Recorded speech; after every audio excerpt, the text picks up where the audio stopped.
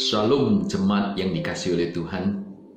Kita bertemu kembali dalam program Imaging Grace. Kita akan melanjutkan pembahasan kita mengenai buah roh, yaitu damai sejahtera. Ketika engkau dan saya membaca bagian firman Tuhan mengenai buah roh di dalam Galatia pasal yang ke-5 ayat yang ke-22 dan 23, bagian firman Tuhan itu ditulis dalam satu konteks, yaitu hidup oleh daging atau oleh roh.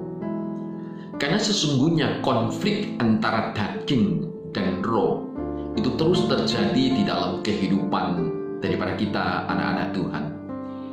Ketika engkau dan saya dibenarkan di dalam iman, di situ engkau dan saya juga dimerdekakan di dalam Kristus. Namun engkau dan saya tetap tinggal di dalam tubuh ini, yaitu tubuh yang sudah jatuh di dalam dosa.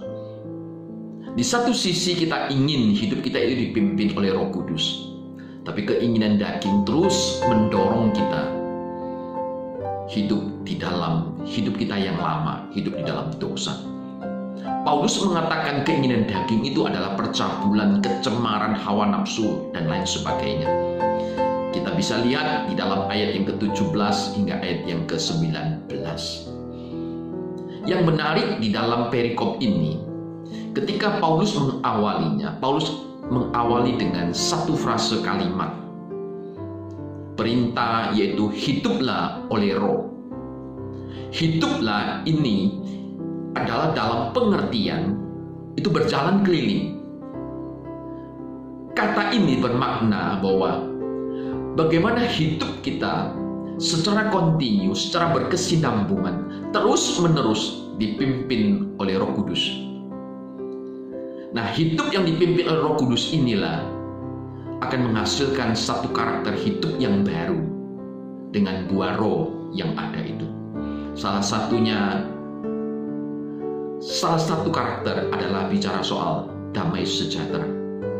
Damai sejahtera ini kita dapatkan karena adalah satu relasi hidup yang beres, satu hidup relasi yang benar bersama dengan Tuhan. Di dalam Yohanes pasal yang ke-15 kita masih ingat, Yesus mengatakan, tinggallah di dalam aku dan aku di dalam kamu, maka kamu akan berbuah banyak. Dan di luar aku, kamu tidak bisa berbuat apa-apa. Dengan kata lain, buah roh ini hanya bisa dihasilkan ketika engkau dan saya ada di dalam Kristus dan tinggal di dalam Kristus. Karena damai sejahtera sesungguhnya itu adalah karunia yang Kristus berikan kepada engkau dan kepada saya sebagai orang percaya. Engkau dan saya tentu ingat di dalam Yohanes pasal yang ke-14 ayat yang ke-27. Yesus dengan tegas mengatakan, damai sejahteraku kutinggalkan bagimu.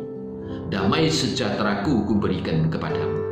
Apa yang kuberikan tidak seperti yang diberikan oleh dunia kepadamu.